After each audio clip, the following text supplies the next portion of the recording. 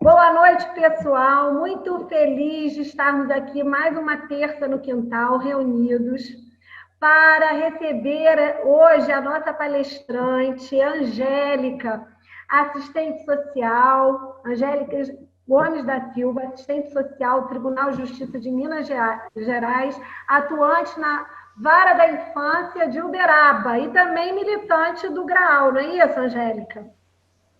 Participo. No GRAAL eu vou para aprender, Bárbara. Ah, é? Mas na ANGAAD, na nossa associação, ela é também assessora da diretoria técnica. Então, ela tem muito para contribuir conosco e é uma grande felicidade tê-la aqui conosco, viu, Angélica? E a palavra está com você toda sua. Estamos aqui para aprender um pouco mais. Só mandar um beijinho para ela. Beijo, André. Beijo, Angélica. Boa palestra. Beijo, Felipe. Bom a gente se ver aqui. Muito bom. Obrigada, Felipe. Bárbara, muito obrigada, né? Eu estou muito feliz de estar aqui hoje com vocês. Eu ainda não gravei o vídeo para o quintal, né? Mas a minha história com a adoção, quando eu comecei no Fórum em Varginha em 2004, foi pelo quintal, né? Quando eu comecei a trabalhar com adoção e não sabia nada, foi buscando, pesquisando, né? Na internet, nos recursos que a gente tinha na época, que eu conheci vocês no quintal e sempre aprendi muito. Então, eu tenho muita gratidão por vocês, né? Pela sua forma sensível, acolhedora, afetiva, com que sempre me recebe quando a gente se encontra, com que sempre socializa seu conhecimento. Eu acho que se tem uma palavra que define vocês, é solidariedade, né? Acho que vocês têm muita solidariedade em partilhar com a gente tudo que vocês constroem, tudo que vocês aprendem e ensinam com muita humildade, com muita profundidade. Então, muito obrigada. E é muito bom estar aqui com vocês hoje, né? E muito bom ver as famílias, cada uma em sua casa, né? Participando e vendo que por meio dessa tecnologia a gente consegue se unir, estando cada um em um lugar distante, mas é muito bom vê-los aqui, né? Então, eu vim aqui para a gente poder conversar, venho aqui como uma amiga, né, que vai falar sobre adoção a partir da minha experiência como família, como mãe, a partir da minha experiência como profissional na vara da infância, nas varas da infância no Tribunal em Minas, como pesquisadora, né, e como militante no movimento da adoção. Mas hoje, preparando esse encontro, eu voltei a ler algumas coisas e sempre quando eu volto para ler, porque eu tenho algum encontro, tenho algum atendimento, eu percebo como que a gente sempre está aprendendo algo. Como parece que algo que eu li há 2 anos, quando eu leio hoje para vir conversar com vocês, tem um outro sentido, né?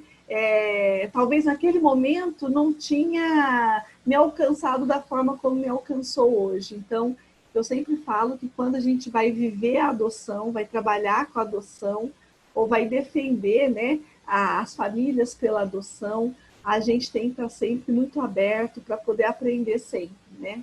Porque nós não temos as respostas, nós estamos sempre construindo esses caminhos. E aí, nesse caminho que a gente constrói, tem muita coisa que já foi vivida por outros, que já foi construída por outros e que pode ajudar muito a gente, né? Pode fazer muito sentido no momento em que a gente está vivendo aqui agora. Então, quando eu vejo vocês, né, aqui se preparando para poder entrar no Sistema Nacional de Adoção e receber esse filho tão esperado, tão sonhado, tão desejado, a gente sabe que essa busca ela faz parte de um projeto muito importante na história de vida de cada um de vocês, e é isso que nos une aqui hoje, né? Antes de vir aqui, eu fiz um convite para uma família que eu vou atender essa semana, e foi o primeiro contato que eles receberam da comarca. E a pessoa ficou super emocionada porque eu marquei o atendimento e convidei ela para a reunião. e emocionada verdadeiramente, porque aquilo tem muito sentido, né? A pessoa, quando ouve a ligação da assistente social do fórum, ela balança as pernas e fala, nossa, a gente estava esperando há tanto tempo essa ligação. Esse há tanto tempo não é o tempo do protocolo do processo na vara da infância, né? Esse há tanto tempo, ele nasce lá atrás, talvez na nossa infância, na nossa adolescência, no nosso período de namoro, da construção da nossa família, quando nasce na gente esse desejo de ser mãe, esse desejo de ser pai. Então, quando a gente vem para um processo, o tempo ele corre muito diferente. E além de toda a morosidade que a gente sabe que tem no judiciário brasileiro, a gente sabe que esse tempo, ele é um tempo muito grande, muito extenso, de algo que a gente espera muito, né? Eu entendo que é assim que vocês estão aqui hoje, né? Nesse processo de preparação. Quando a Bárbara, né, escolheu a frase para poder a gente conversar hoje, eu achei linda, né? A arte, a cor, a frase, a leveza. Porque quando a gente fala, eu te amo e não sei mais viver sem você. Quando que isso acontece no nosso projeto de família e de família pela adoção? Quando essa adoção, de fato, ela aconteceu, né? Quando realmente essa criança, ela renasce como nosso filho e a gente se torna o pai e a mãe dessa criança, essa criança se torna nosso filho e a gente se torna família. Então, tem uma data que isso acontece? Pode ser que para alguns sim, pode ser que isso aconteça a partir do momento que a ligação da assistente social do fora aconteça, ou que você esteja com aquela criança, ou que você ouça aquela criança, ou que você viva o estágio de convivência com aquela criança, ou aquele adolescente, né? Quando você leva para casa e você chega à noite na porta do quarto e fala, gente, é real, ele está aqui dormindo, né? E você chega ali perto e você cobre, você dá um beijo, você abençoa, né, Bárbara? Então, e falar disso é algo sempre marcado por muita emoção, porque isso acontece, né, de uma forma iluminada, mágica, que a gente não sabe quando vai acontecer, mas que ela acontece e que ela nos transforma profundamente. Então, é ali que nasceu a adoção. Para além de toda a burocracia, para além de todos os trâmites legais, que muitas vezes são exaustivos, são cansativos, são desgastantes, porque nós temos que cumprir uma série de protocolos, de rituais, né? E que às vezes é bem pesado, mas a adoção ela acontece num momento em que a gente olha para aquela criança, aquele adolescente, a gente sente que ele é parte da gente e que a gente nunca mais vai conseguir viver sem ele, que é para sempre, que não tem como voltar atrás, né? E esse é o momento que eu acho que a adoção realmente ela nasce entre nós e os nossos filhos. E ela é única para cada um de nós. E é essa frase que a Bárbara traz, que eu achei linda, que traz muito sentido quando a gente vai falar de um tema que é muito doloroso, né? Que é um tema que eu estudo no meu doutorado, que eu converso sobre ele, e que ele é talvez para muitos um tabu, né? Um tema difícil de ser trabalhado, mas infelizmente é uma realidade e que para ser enfrentada, para ser superada, a gente também precisa falar, né? Que é quando, em algum momento da construção desse vínculo trabalhoso, porque eu costumo brincar aqui em casa com as minhas crianças que tudo que é bom dá muito trabalho, né? Se é muito fácil, a gente desconfia. Que é quando as famílias entendem que não é possível aquele vínculo se construir e que a desistência, a devolução ou o retorno dessa criança para o acolhimento se apresenta como um caminho possível para a família. Então, falar de devolução na adoção, falar de rompimento desses vínculos, é algo marcado sempre por muita dor, por muito sofrimento, né? E há pouco tempo, a Soraya organizou uma live no Aconchego para a gente falar sobre esse tema, e a minha parceira de mesa falou, talvez a principal forma da gente enfrentar esses rompimentos seja a gente poder falar sobre eles de uma forma aberta, sincera, sem julgamento, né? Sem constrangimento, como muitas vezes quando esse tema aparece no judiciário, ele é tratado, né? A primeira reação, muitas vezes, é de uma condenação que faz com que muitas famílias tenham muita dificuldade de construir com os profissionais no processo uma relação verdadeira, né? Onde nós vamos falar do que é belo, do que é bom, mas também vamos falar dos desafios que existem nesse processo de construção de vínculos pela adoção. Porque eles vão aparecer, eles existem, eles são reais, eles são concretos e eles fazem parte desse processo de construção de vínculos. E aí, no meu percurso de pesquisa, eu entendo que quando as famílias trazem essas questões, trazem essas motivações, isso nunca deve ser considerado como o ponto final logo na partida dessa discussão.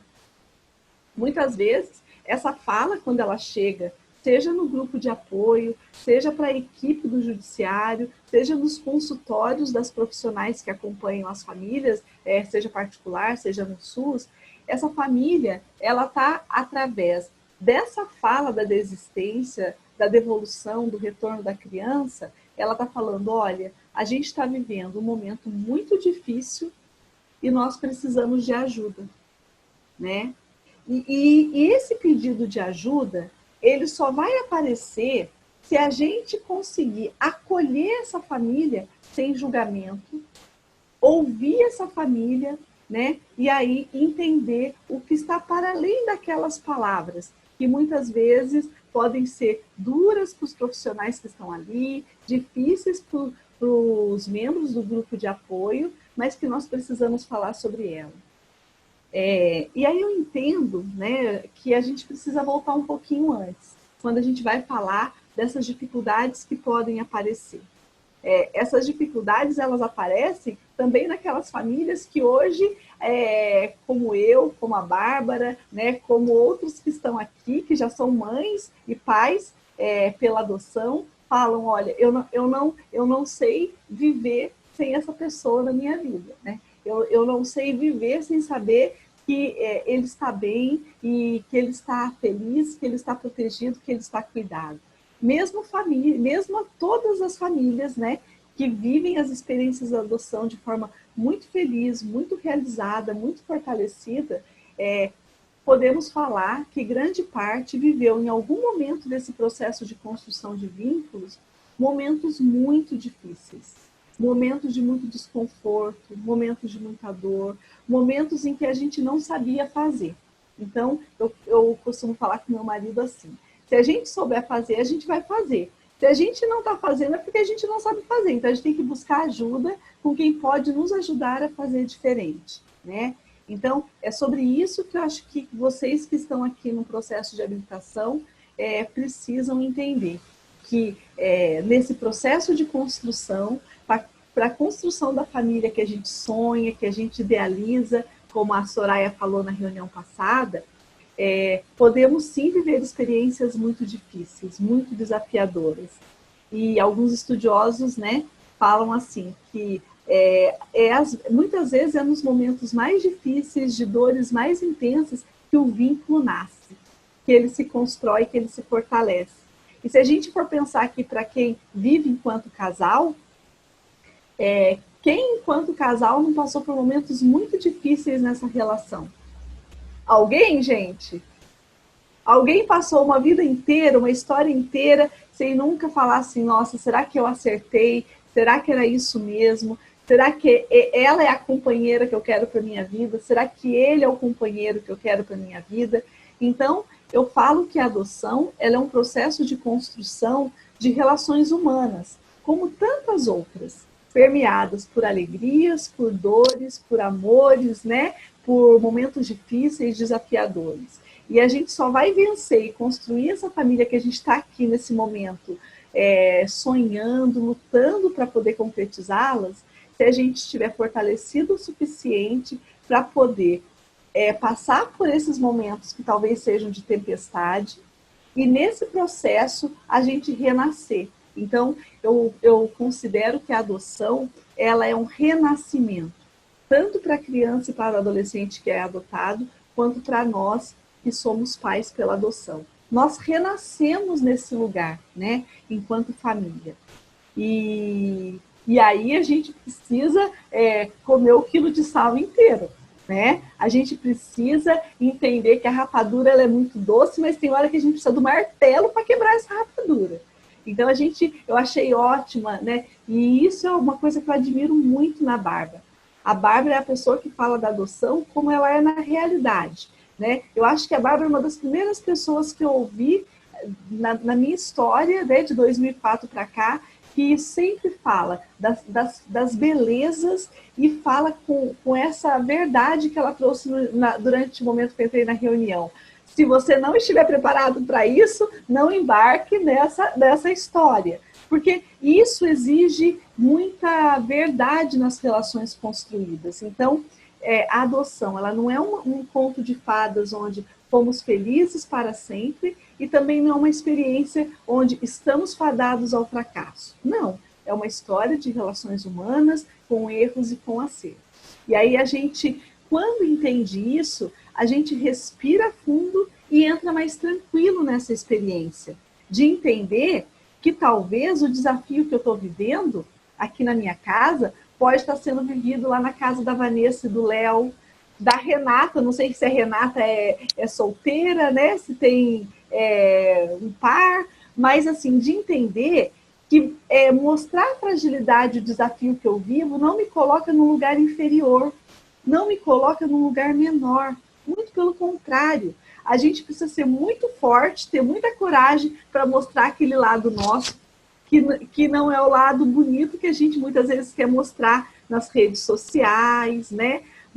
Nos despir daquela imagem que a gente quer mostrar, eu acho que é um ato de muita coragem.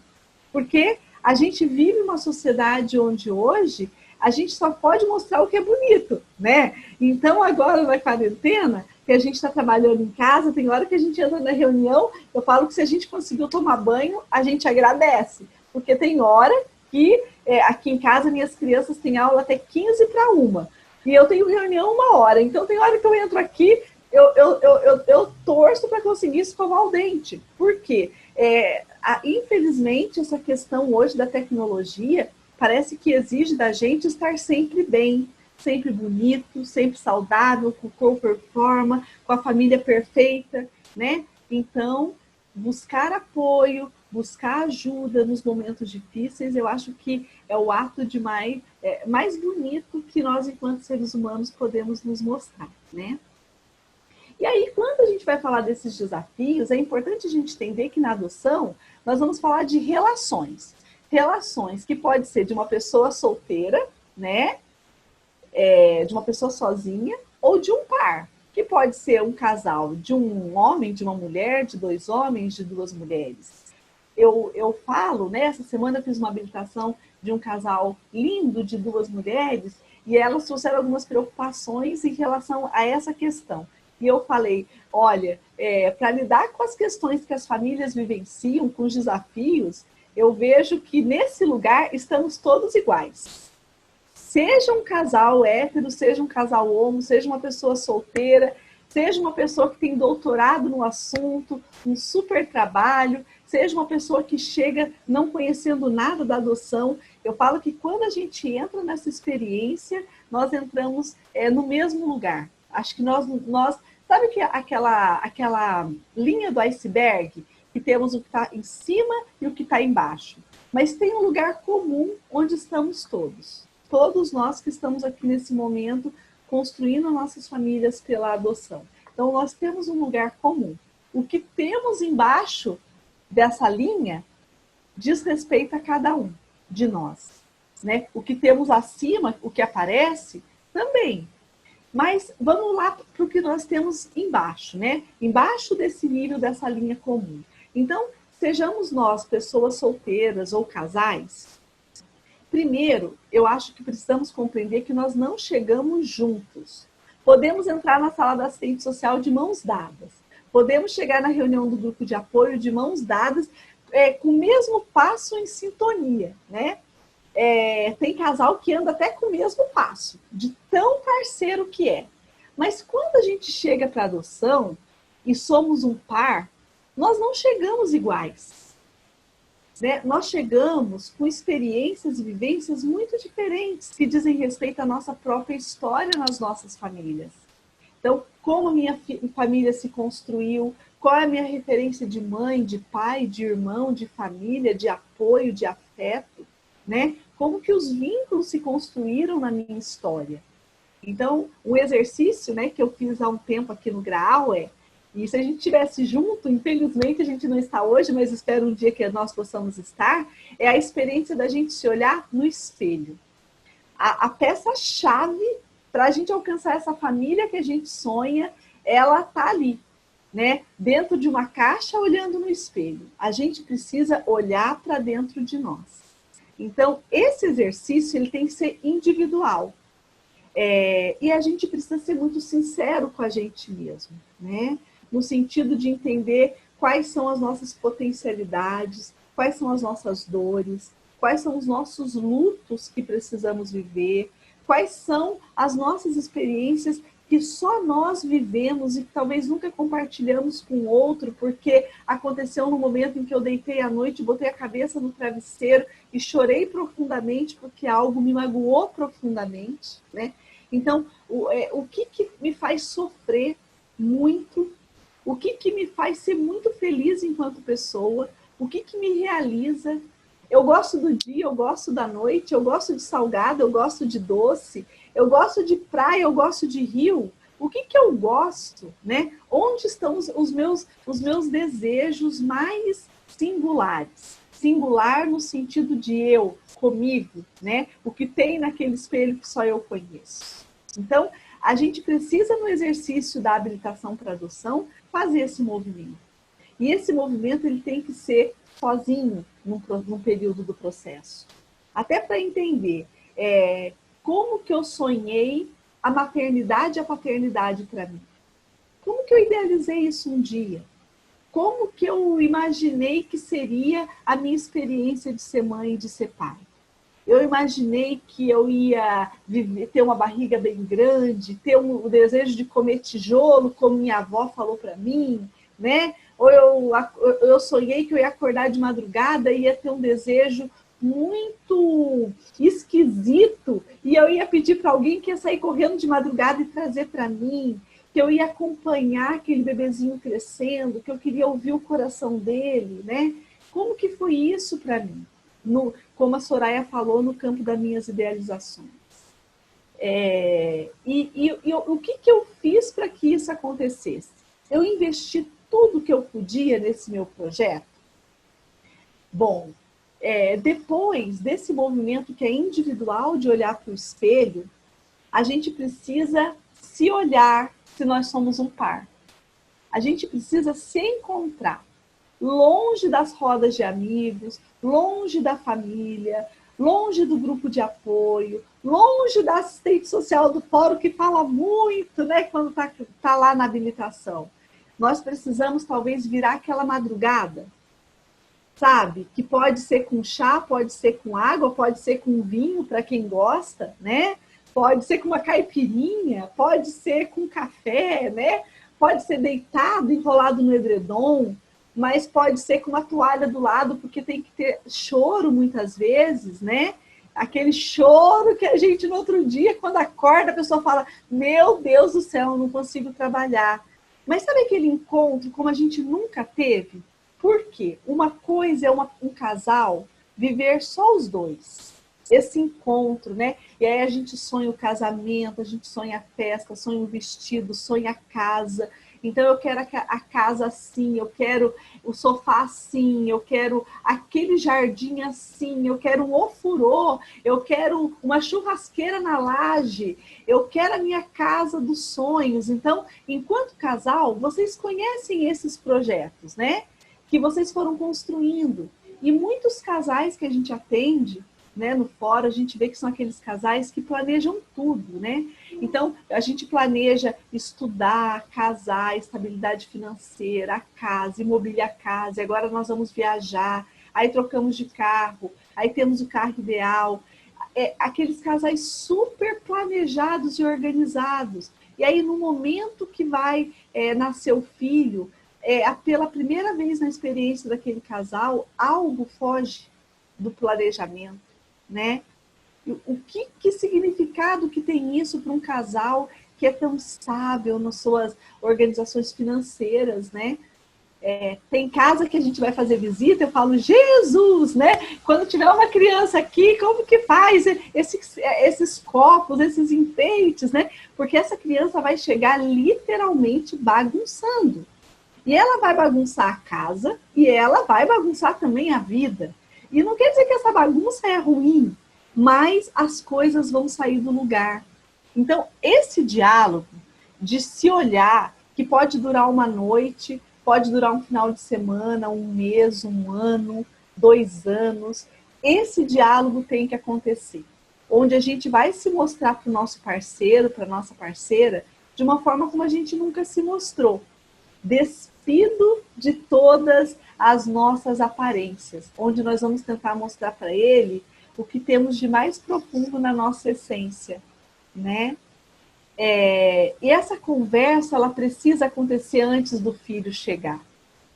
E aí aquela pergunta que o pessoal do Aconchego sempre faz, e a Soraya, eu não vi a live toda da Soraya, mas algo que trouxe muito sentido para mim naquele dia, Bárbara, que a gente fez o curso, acho que no workshop da Angaad, que é o que cabe, né, na nossa vida. Então, é nesse momento que nós temos que ser sinceros.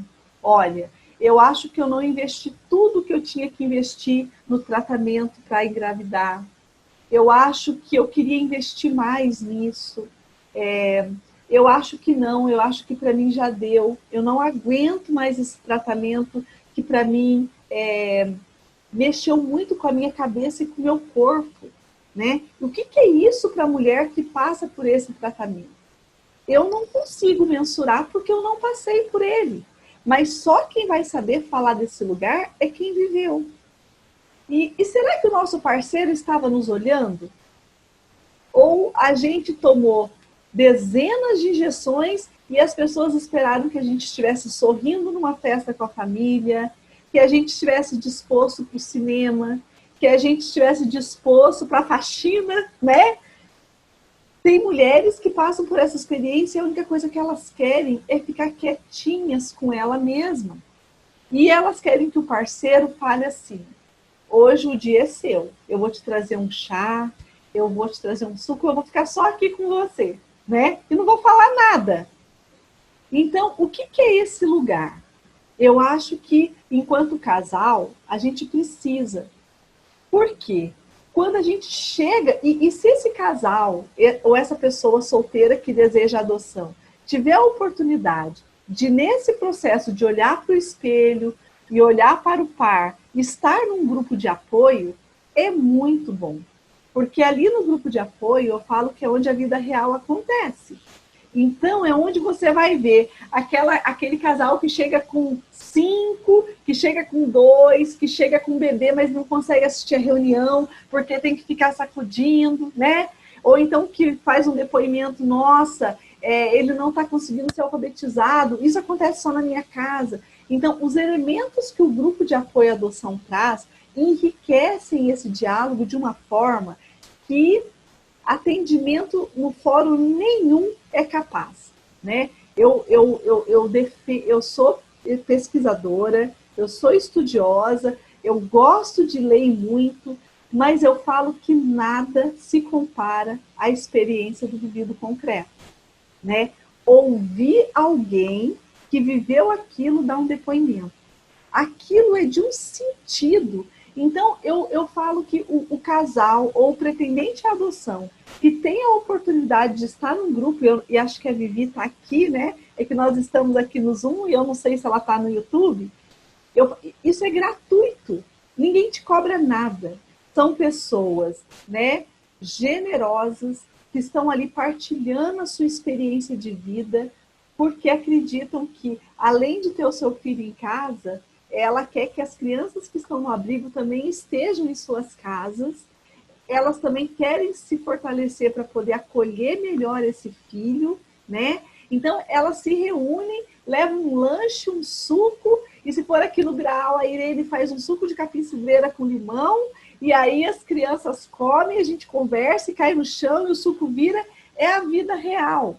Então, quem estiver, né, nesse processo e tiver a oportunidade de estar num grupo de apoio, tem que se agarrar a essa oportunidade.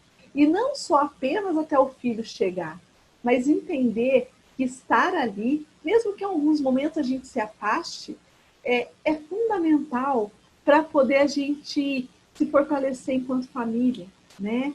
É o espaço onde você pode falar com toda a verdade, que ninguém vai te julgar, porque está vivendo a mesma experiência. Porque às vezes, talvez, dividir essa experiência com aquela amiga que não viveu essa experiência, não tenha não ressoe da forma esperada. Então, é nesse processo que a gente chega no judiciário para um processo de habilitação. A gente não chega no marco zero, a gente tem essa história que chega com a gente.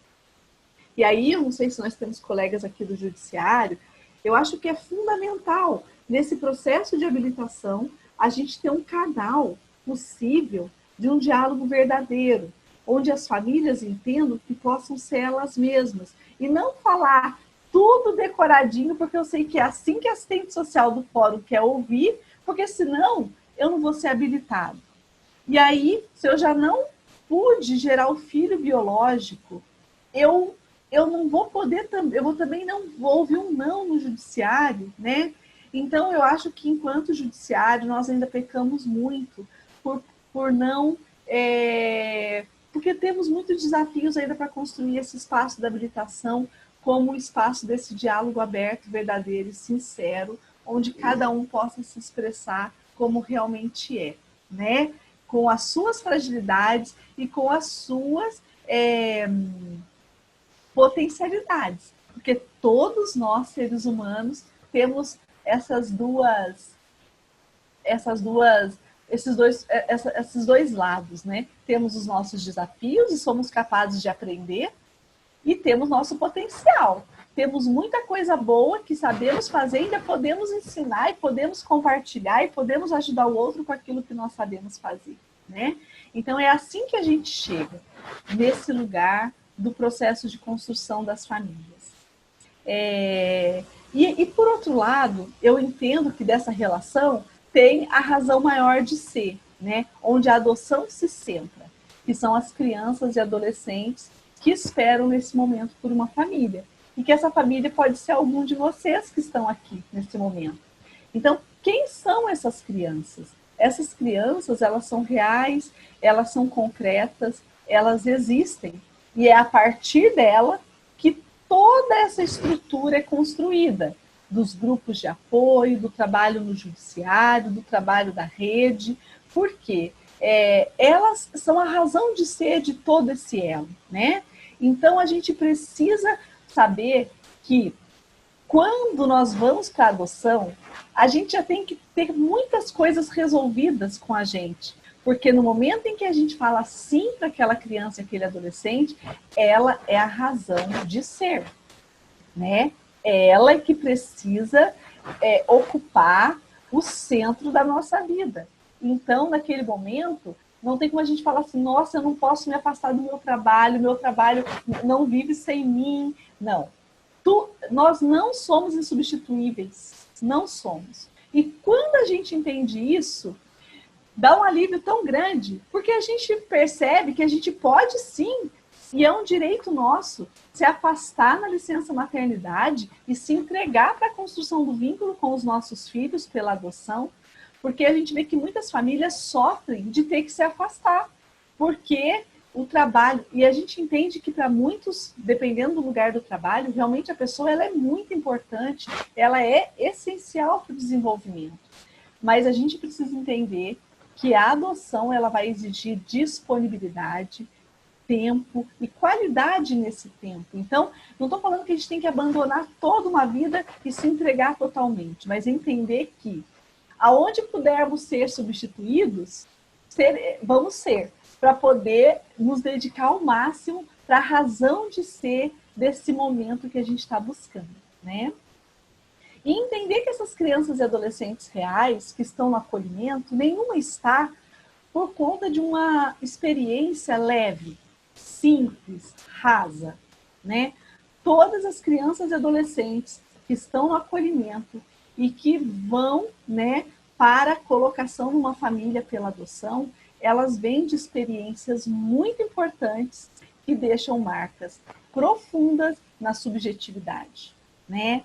E isso não é o menino que tem 13 anos, não é a menina que tem 12 anos e que a gente está buscando uma família, não. É o bebê que acabou de nascer e foi entregue numa entrega legal. Por quê? Seja o bebê que nasceu hoje numa entrega legal, numa maternidade, né? E aí eu acho que vocês entendem um pouquinho do que é entrega legal, senão depois vocês podem fazer a pergunta e eu respondo, tá, Bárbara? Mas assim, seja a criança da entrega legal que nasceu agora, seja a criança de 1 ano, de 6 meses, de 2 anos, de 5 anos, de 10 anos, o adolescente de 14, todos eles trazem uma história marcante, importante, que está nessa linha abaixo que eu falo para vocês do lugar comum. Estão todos no acolhimento e todos estão em busca por uma família? Todos. Isso nivela todos. Mas o que tem abaixo dessa linha é único. Nenhuma história é igual à outra. Então, aqui nós temos vários casais, vários pretendentes.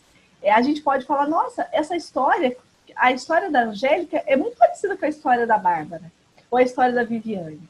Mas, de fato, temos coisas comuns, mas nenhuma história é igual à outra. Então, a história da adoção que vocês vão construir com os filhos de vocês será única, porque nós somos seres únicos. Essa é a beleza da vida, né? Eu falo que, independente da crença que cada um de nós temos, eu acho que nada é mais lindo nessa vida de entender que cada ser humano é único, né? E que nós somos milhões, né? Mas que tem aquele que tem muito sentido para nós, né? E que a gente se liga e a gente fala, nossa, eu sou única e encontro esse outro ser único e isso me faz me reconectar comigo mesmo, com a vida, né? Com a minha espiritualidade, com as minhas relações. Então, isso é único. Então, entender que quando vocês colocam um perfil, é aquela questão que a Soraya fala, é o que cabe na vida de vocês. Então, na minha vida cabe uma menina branca, recém-nascida, saudável. Nós temos que respeitar enquanto equipe técnica no judiciário, né? Mas, na minha vida, cabe uma criança de 5 anos. Bom, eu conheci um casal essa semana que quer adotar 5. Aí eu falei, nossa, que fôlego, porque eu tenho 3 e tem dia que eu falo, Jesus amado, né? Eu não tenho tempo para nada, né? Então, para vir aqui na live, eu falei para o Wagner, ele está lá fora na mesa, fazendo uma máscara que amanhã tem que entregar na escola. A outra estava no celular, falei, não, é hora de pegar um livro, porque é o tempo todo. A gente é um radar, então eles brincam. A mamãe sabe tudo, a mamãe sabe. Então, não adianta esconder da mamãe, porque a gente está conectado o tempo todo. E eles exigem muito da gente, né? Então, o que cabe na relação de vocês, na vida de vocês? Vocês têm que ser muito sinceros. Mas entender que não é essa idade, não é esse perfil, não são as características dessa criança que vão fazer com que a adoção renasça em vocês, né? E renasça nessa criança e que você se torne pai, se torne mãe, se torne família. Tem uma família aqui em Uberaba, linda, que eu sou apaixonada. E a gente, né, se tornou amigos, né? E é tão bom a gente falar, né? Nós nos tornamos amigos por esse encontro que a adoção permite. Eles adotaram um menino de 12 anos e quando você ouve o depoimento deles, você fala, é a coisa mais linda de se ver. Porque foi um encontro que fez renascer uma mãe, um pai, um filho, uma família, que de uma forma que não há sofrimento nenhum por ele não ter chego recém-nascido, por ele não ter a cor da pele desses pais, né?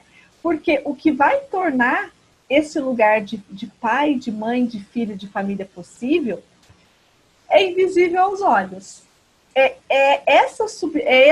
Essa questão interna, essa motivação interna que cria esse elo. Então, a gente se abrir para a adoção, né, não é apenas porque as instituições têm muitas crianças nesse perfil esperando. É porque eu acredito, com toda a minha fé e com todo o meu conhecimento e experiência, que esse filho nasce independente da idade. E isso, para acontecer, a gente precisa se abrir. Porque um casal que chega com esse perfil muito fechado, que tenta muitas vezes repetir o que a biologia não permitiu, que é a cor da pele, o recém-nascido, porque traz sim o sonho.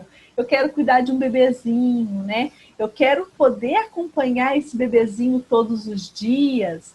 Eu quero acordar à noite, eu falo, Jesus amado, eu não quero mais, porque com 3 filhos eu fiquei sem dormir anos, né?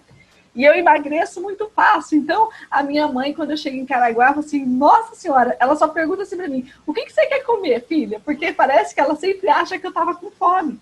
Porque essa coisa de acordar, de cuidar da criança pequena, demanda energia física, né?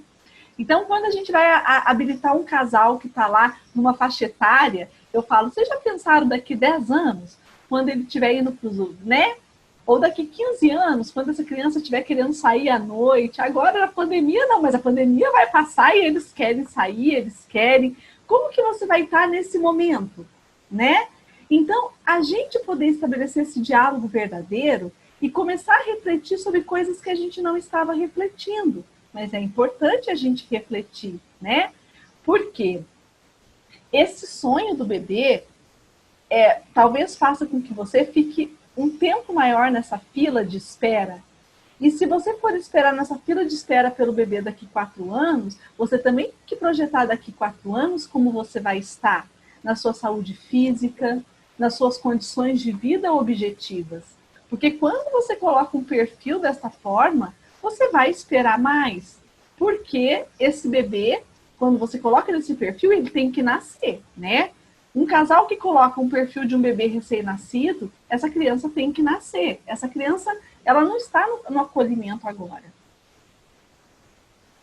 Então, eu vejo que nessa experiência da habilitação, é um momento que, feito esse exercício de olhar no espelho, se olhar enquanto par, é a gente tentar se despir inteiramente dos nossos preconceitos, dos nossos conceitos, né? E da gente falar disso com verdade, com sinceridade, da gente se permitir, mas se permitir de forma responsável, dentro daquilo que eu consigo colocar na minha vida, né?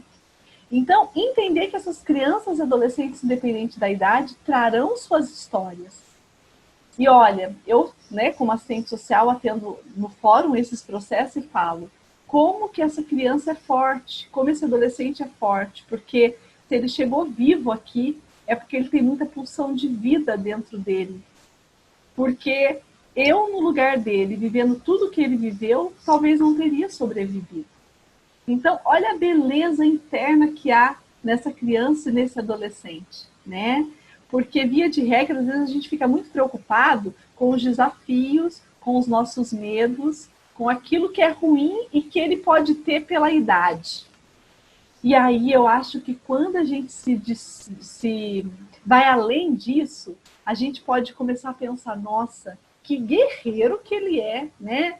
Porque ele sobreviveu num espaço onde ninguém cuidou, ninguém olhou, né? Ou olhou de uma forma com prejuízos, porque também nessa relação da história dessa criança e desse adolescente, nem tudo são dores. Se ele chegou aqui, tivemos coisas belas, tivemos coisas bonitas, tivemos coisas que sustentaram esse ser.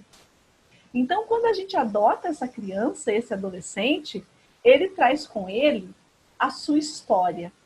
E aí a gente tem que entender que nós precisamos lidar, né, com as nossas próprias frustrações, com as nossas angústias. Por quê? É importante acolher essa história olhando para ela como ela se apresenta para nós. Nem superdimensionando que tudo foi ruim, então essa criança sofreu demais, foi tudo ruim, foi tudo... Não, né? Às vezes a criança tem uma lembrança, que eu já até falei essa experiência no Graal, e vou dividir com vocês aqui, que é algo muito íntimo da minha vida, né? Uma das minhas filhas, ela fala assim, ela fala pouco, mas um dia eu disse, nossa, a gente vai comer coxinha? Aí ela falou, nossa, eu lembro que um dia eu comi uma coxinha assim, sentada num lugar que tinha ônibus, e estava tão gostosa. Aquilo era uma memória bonita de algo que ela viveu com essa família. E quando essa memória bonita chega, a gente precisa ver beleza. Porque se essa criança trouxe algo bonito, esse algo bonito que foi construído na sua origem pode ser a ponte do vínculo que essa criança vai construir com a gente. Porque é uma criança que tem potencial afetivo e essa família plantou isso nessa criança. Talvez nem soubesse, mas é muito melhor essa criança ter memórias boas do que essa criança ter memória só ruim, né? E às vezes, como família adotiva, quando a gente nega e coloca essa família no lugar de que tudo foi ruim, a gente não percebe como isso é ruim para a construção do vínculo entre essa criança e a gente. Porque se teve algo bom, esse algo bom é uma sementinha que nós vamos cultivar e vai florescer, né? E cultivar nessa criança as sementes bonitas que ela traz da sua origem é receber essa origem com muito respeito, com muito afeto, com muito cuidado.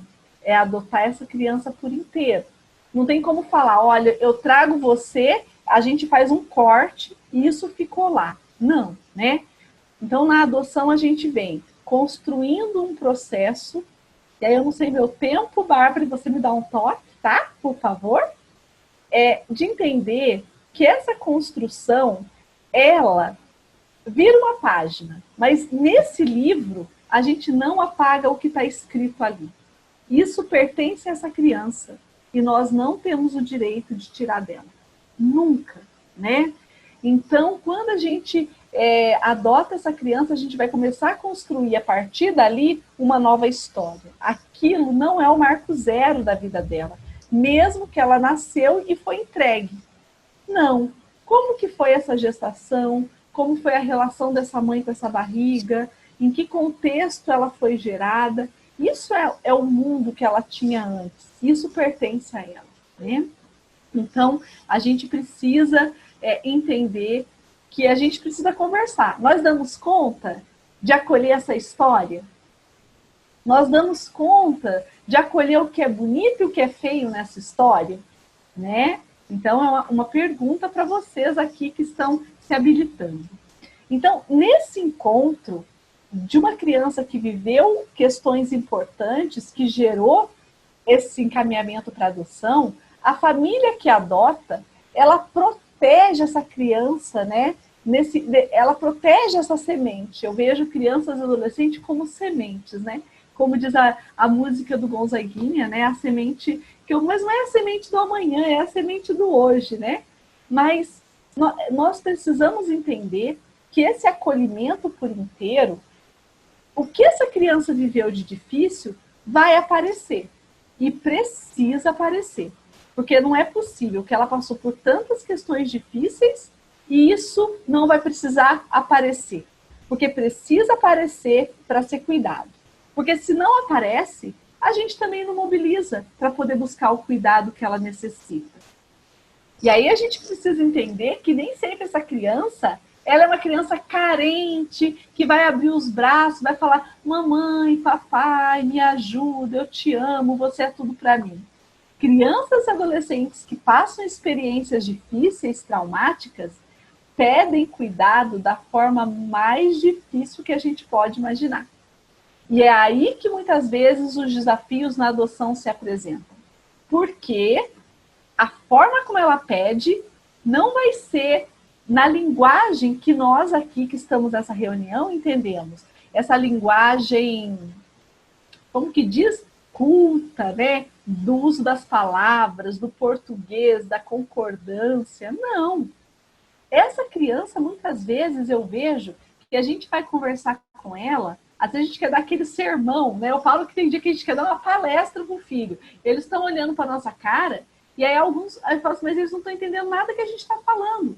Porque essa linguagem não faz parte do contexto cultural, social em que essa criança veio.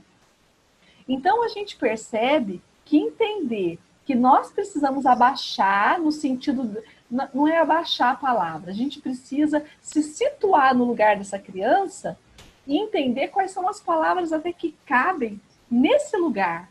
Porque, muitas vezes, há casais que falam para nós assim, eu falo com ele, ele não está entendendo, ele faz tudo o contrário. Será que ele entendeu o que você falou? Gente, e isso serve para a questão até do uso da casa, do uso do banheiro, do uso do talher, da organização dos brinquedos, da organização do material de escola, do cumprimento às visitas que chegam, dos parentes, porque nós esperamos dessa criança um comportamento que diz do lugar onde nós viemos, do lugar onde nascemos, e não do lugar da onde essa criança veio. Talvez aonde essa criança estava, quando chegava a visita, elas fugiam, não é verdade? Então, assim, como esperar que quando chega a visita, ela vá lá, boa tarde, como vai, né? E a gente às vezes quer, porque muitas vezes, enquanto família por adoção, a gente quer muito que as pessoas vejam que a gente está fazendo tudo certo, né? E o que é fazer tudo certo? O fazer tudo certo não é o fazer tudo certo que o outro espera da gente. O fazer tudo certo é olhar o nosso filho com as necessidades que ele traz. E às vezes nessa relação a gente vai precisar se afastar de alguns lugares, construir outras relações, dar um tempo de algumas coisas, né? Então, nós não vamos todo sábado, todo domingo, aquela casa cheia. Como que isso é sentido por essa criança? Tem família que às vezes fala que foi buscar a criança, quando chega tinha um chá na casa. A família, num instante, mobilizou todo mundo, encheu a casa, todo mundo trouxe presente, porque todo mundo está na expectativa.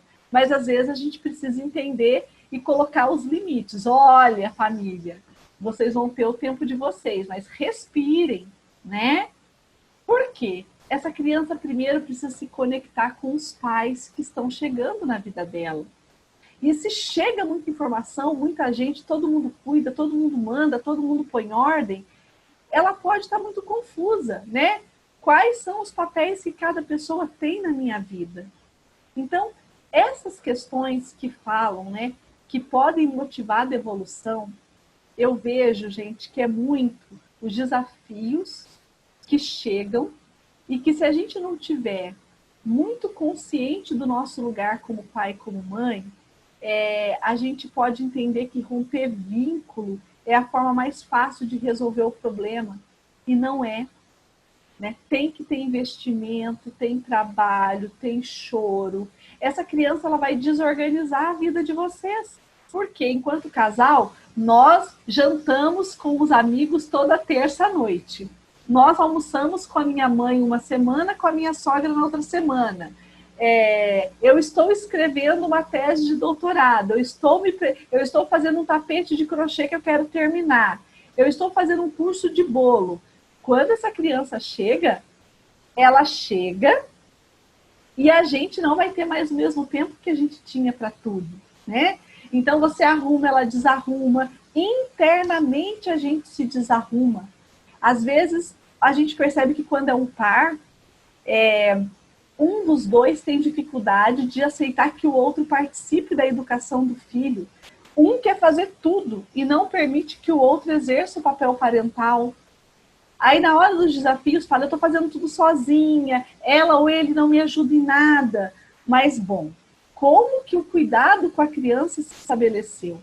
Vocês se aproximaram de comum acordo com as necessidades dessa criança? Ou você queria ser a Mulher Maravilha ou o homem... super-homem, né? Então, entender que a gente, se é um casal, a gente precisa partilhar trabalho, responsabilidade. Hoje eu estou exausta, eu vou deitar, vou dormir, ninguém me chama. Você vai se virar. Ah, nós vamos fazer miojo. Paciência, hoje eu só quero dormir. Porque vai ter um desgaste físico. E muitas vezes, né, há toda uma questão de gênero, mas a gente vê assim que há mulheres com uma tendência muito de fechar tudo, eu faço tudo, fica exausta, se desgasta, né? Às vezes a chegada daquela criança pode trazer para mim aquele luto não elaborado, que é a certeza de que meu filho biológico realmente não vai chegar, porque se eu adotei, né, esse filho não chega. Então, há mulheres, há homens que passam por, às vezes, uma experiência de luto, mesmo quando esse filho chega. Porque aquele filho que eu idealizei está muito diferente desse filho que chegou. E isso não quer dizer com idade. Nós temos experiência de casais que adotaram bebês da entrega legal e se separaram antes do bebê ter 6 meses, né? Então, não é a chegada do filho, é como estava essa relação, aquele momento de um olhar para o outro, né? Então, essas questões que vão acontecer para que essa criança renasça, como que os comportamentos podem aparecer, né? A gente fez um curso aqui, né, em Uberlândia, na Fonte de Amor, que o casal que deu o curso para nós falou. Uma coisa teve muito sentido para mim. Quando a gente for olhar o comportamento dessa criança, desse adolescente, a gente tem que usar um óculos, o óculos do trauma. Então, não tem como comparar aquele comportamento ao comportamento do meu afilhado, do meu sobrinho, do filho da minha amiga. Porque essa criança que traz esse comportamento, ela tem na sua história traumas e histórias que precisam ser olhadas. Então, não dá para nivelá-la e compará-la com essas outras experiências que nós temos. É olhá-la como um ser único, né? E aí, quais são as necessidades que ela traz? Então, quando é muito comum as colegas me chamarem para conversar com casais em crises que falam de evolução. E quando eu sento com esses casais, eu falo que às vezes tudo que eles precisavam era de um desabafo de 2 horas. Porque esses atendimentos normalmente são 2 horas. Às vezes as colegas falam, Angélica, a gente organiza o quê? 1 hora? Eu falei, não, tem que ser 2 horas. Depois que aquela família desabafa e fala tudo, a gente vê que nós não falamos nada. Nós só refletimos com elas e elas falam, nossa, eu precisava botar para fora isso. Eu não quero devolver meu filho. Eu quero essa criança para mim. Eu não quero desistir. Mas eu precisava desse espaço de fala, de escuta, sem julgamento, onde a gente possa ter alguém que conheça a adoção e fale com propriedade. Então, às vezes a gente vai falar até com profissionais que não conhecem e falam assim, nossa, devolve mesmo porque ele não tem jeito. Vai ver, ele puxou isso da mãe, do pai biológico, porque na hora do problema, o mais comum é a gente justificar pela origem. E não, né? Tem profissionais que, infelizmente, lidam com essas questões, mas não falam com propriedade. Então, a gente precisa de uma dica lá do grupo de apoio. Você tem alguém para me indicar, para poder a gente buscar nessa ajuda? Liga lá no quintal. Lá no quintal tem alguém que vocês me indicam, eu posso pagar, ou eu não posso pagar, eu preciso do SUS. Mas vamos buscar profissionais que tenham propriedade sobre o assunto. E os profissionais que não têm, precisam entender que se vão trabalhar com o assunto, eles precisam se apropriar sobre essas questões, precisam se aproximar dos grupos, das pesquisas, né? Porque esse estranhamento na relação, muitas vezes faz com que os pretendentes, os pais por adoção, não vejam a criança por trás, vejam só o comportamento. E essa criança, ela não é aquele comportamento. Aquela criança é muito mais do que aquele comportamento. Mas o vínculo nasce não é com o comportamento, é com a criança. E se o comportamento constrói uma barreira entre os pais e a criança, não tem vínculo. Porque o vínculo, gente, exige toque, exige pegar creme e passar, né? Tem uma amiga que fala, exige passar protetor solar, exige passar a mão no cabelo, exige dar banho, exige fazer carinho para dormir, exige preparar comida e botar na boca se for preciso. E isso não tem idade. Às vezes vocês vão adotar um menino de 13 anos, ele vai querer que você coloque a comida na boca dele, porque talvez nunca ninguém colocou. E aí depois que você coloca a comida na boca dele uma vez, 2 vezes, 3 vezes, ele fala, não, mãe, chega disso, né? Eu não preciso mais. Ele resolveu, né? Então, a gente precisa entender que, independente da idade que essa criança chega, o exercício de renascer na família de vocês é um exercício em que ele pode ter 15 anos e vai ter comportamento de 6 meses, de 1 ano, de 2 anos. Porque ele está tentando montar esse quebra-cabeça da vida dele e ele precisa encontrar em vocês o acolhimento, sem julgamento, sem preconceito a esse comportamento. Porque senão a gente pode falar, nossa, esse menino, ele tá querendo passar a mão no meu peito. Nossa, eu tô com medo dele. Eu vou botar uma faca debaixo do meu travesseiro que ele vem aqui à noite, né? A gente começa a criar fantasias de medo. E no fundo, o que ele queria era poder se conectar com você de uma forma como o bebê se conecta com a sua mãe, né? Para conversar com vocês, hoje eu li um livro do Amad, depois eu vou passar a bibliografia para a Bárbara. Quem gostar de ler pode buscar. O Amad fala, e o Amad vai fazer um evento no Brasil no final do mês de Juiz de Fora, vale muito a pena ouvir. Ele fala assim, que tem mãe que chega do hospital e vai dar mamar para o bebê. O bico é para dentro, o bico racha, e o bebê não pega, o bebê chora de fome, aí vem a mãe e fala, faz uma mamadeira de maisena e dá para essa criança dormir que ela está chorando de fome, né? E aí a gente pega, mas tem aquela mãe que fala assim, eu não desisto. Eu cauterizo o bico do peito, eu vou tomar sol e eu quero amamentar essa criança. Aí ele fala na adoção. A mãe por adoção, os pais por adoção precisam ter essa persistência, né, de se cauterizar, de se cuidar, de se fortalecer para poder oferecer para esse filho por adoção aquele alimento que vai conectá-lo a você, né? E é lindo. Quando eu li isso hoje, eu já tinha lido esse livro para o doutorado. Eu falei, onde que eu estava que eu não lembrava disso?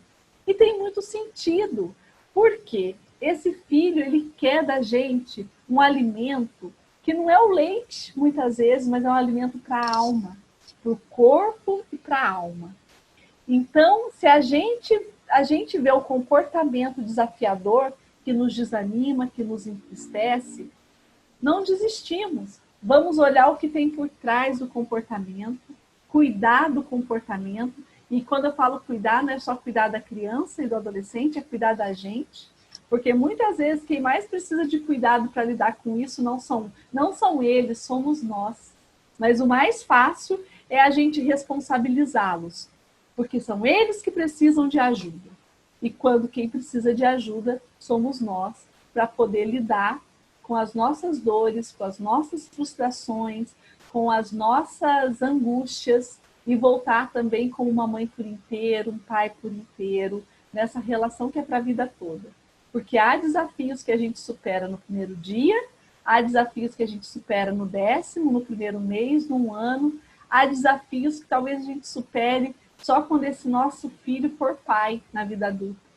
Mas pai e mãe não desistem, pai e mãe não devolvem, não rompem vínculos, porque essa é uma relação para sempre.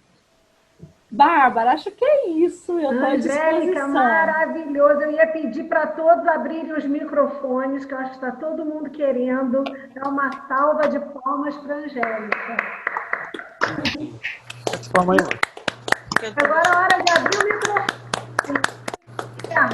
Parabéns. Obrigada, gente. Muito obrigada. Excelente explanação. Obrigada, muito obrigada mesmo, Angélica. Essas palavras assim tão, eu falo, certeiras, apropriadas, mas também cheias de doçura e de esperança. Semana passada nós estávamos... Que somos possíveis aí. Agora fecha os microfones, por favor. Para a gente continuar, né? Ouvindo bem a nossa palestrante, mas assim, falas, assim, conselhos que vão nos orientar para esse projeto de vida, que não é qualquer projeto, mas o projeto é ser pai, ser mãe, né? E eu gosto muito dessa frase que você utilizou, terminou a sua palestra, que é não desistir. O pai e uma mãe não desistem nunca. Isso é um compromisso, né? Um compromisso que o amor nos exige. O amor é exigente, o amor não é qualquer coisa. O amor é exigente. E nós temos que ter essa firmeza nesse propósito. Angélica, muito obrigada. Eu queria ressaltar aqui a presença do Lindomar, nosso querido Lindomar, da Sandra, também do TJ de Minas Gerais, Sandra Pellegrino, obrigada pela presença. Estou vendo aqui, pude ler enquanto isso, registrar a presença dos nossos amigos que estão sempre nos prestigiando. Gostaria, pois bem, de abrir para as perguntas. Alguém tem uma pergunta para a Angélica? Aproveitem ou calem para sempre, calem para sempre. Vamos aí aproveitar o momento. Está todo mundo aqui, Angélica, palestra maravilhosa, amei, parabéns, Angélica maravilhosa. Olha aqui, uma falou, depois que eu entrei para grupo de apoio à adoção, nunca mais saí. Adoramos participar e aprender um pouco mais com você, Angélica. Sua sensibilidade no toque das palavras expressadas com amor não tem preço. Eu acho que eu traduzi bem, hein? Sorte a nossa ter ela como assistente social no nosso processo. A Márcia Inácio Machado, lá de Minas. Que coisa boa. Então, muito excelente palestra. Muito obrigada, Angélica. Ansiosa por nosso encontro amanhã. Você tem encontro com a Adriana e o Alexandre amanhã? Habilitação. São pessoas comprometidas que querem aprender mais, estão participando, ouvir, interagir e vão se preparando cada vez mais. Alguém levantou a mão para fazer perguntas, Estela? O Valdir levantou a mão e eu também tenho já 4 perguntas que vieram pelo Facebook para a Angélica. Legal, porque está sendo transmitido ao vivo, não é isso? Isso. Valdir, você pode falar. Angélica, ficou muito bem esclarecido esse processo de amadurecimento que nós precisamos passar quanto casal, a adoção. Eu pergunto a você, Angélica, e como que é o processo de amadurecimento dessa criança ou de ensinamento? Como que os abrigos abordam essas crianças para que elas possam um dia serem adotadas? Bárbara, eu vou respondendo? Vou respondendo? Eu vou respondendo, Bárbara? Isso, pode responder essa. Valdir, essa questão da preparação das crianças, eu acho que ela é um ponto fundamental do trabalho, mas isso depende muito de cada estado. Agora está me ouvindo, né? Valdir, eu acho que essa questão da preparação das crianças e dos adolescentes é algo fundamental, que já é previsto em lei, né, na Lei 12.010, mas a gente vê que cada comarca, cada lugar, cada profissional tem uma forma de conduzir, né? Infelizmente, eu acho que no nosso país a gente ainda falta, assim, eu sou muito a favor da construção de protocolos, de fluxos, quem faz o quê, como faz, para que isso se padronize, né? Mas a gente vê que isso depende muito de cada lugar. Na nossa comarca, né, a gente tem 5 instituições de acolhimento e temos, assim, eu posso falar que em todas elas com profissionais muito competentes, muito qualificados, muito empenhados, né, na relação aí de preparação das crianças. Via de regra, a preparação das crianças, o mais indicado é que ela seja feita com quem está com as crianças e adolescentes no dia a dia dentro do abrigo, com quem ela já tem esse vínculo. E eu gosto muito, né, tem uma amiga muito querida que é psicóloga no abrigo aqui, e eu falo muito que isso tem que ser estendido para o Brasil todo, e até uma sugestão que eu fiz há pouco tempo na revisão do Plano Nacional de Convivência Familiar, que é um projeto que existe em São Paulo, de um instituto que chama Fazendo História, que ele propõe que as instituições de acolhimento construam com as crianças e adolescentes um álbum da sua história. onde a criança vai construindo a sua história, né? Ela vai trazendo as suas memórias na família de origem, no período do acolhimento, e esse álbum, ele é um processo em que te ajuda a preparar a criança e ajuda a introduzir a família nesse álbum. A gente tem uma amiga aqui na comarca, a Tayana, ela faz isso nos processos dela já há bastante tempo, né? Eu não estava na infância, voltei agora, e aí é tão lindo, porque nesse álbum, às vezes a família nem percebe, no estágio de convivência ela tira uma fotografia, né? E ela coloca no álbum com uma frase, às vezes de música, de uma poesia, e ela entrega no final do estágio de convivência para essa família, né? Para a família entender que essa criança tem essa história. Então, a preparação pressupõe, no meu ponto de vista, primeiro, essa criança saber do que está acontecendo na vida dela. Saber se ela vai voltar para a família de origem ou não. Porque muitas esperam em voltar. Muitas acham que estão no acolhimento por responsabilidade delas, né? E a equipe falar para essa criança, para esse adolescente, quando esse retorno não vai acontecer mais, para que esse luto aconteça, seja vivido, vai ter sofrimento, mas tem que ter esse sofrimento, tem que ter esse luto, para ela entender que essa mãe, esse pai, essa família de origem não vão sumir da história dela, mas ela não vai voltar para lá. Que a justiça entende que ela tem direito a viver numa nova família, né, que cuide, que proteja, né? E aí eu acredito que nesse processo de preparar a criança, primeiro é esse luto, e depois ir trabalhando com ela no imaginário, que lugar que essa família que vai chegar ocupa, até o ponto que você vai ter uma família real e concreta que vai sendo introduzida até esse encontro, né? Que esse casal possa ver, possa falar o sim pelo estágio de convivência, possa ter momento ali onde isso vai ser falado claramente e onde ela possa participar e também falar o sim dela. Mas muitas vezes ela não vai falar o sim como a gente deseja, Valdir. Sim, mas ela vai sinalizar, porque as crianças elas estão muito abertas para serem amadas, para serem acolhidas, para serem cuidadas. Mas elas muitas vezes têm uma lealdade ainda com essa família.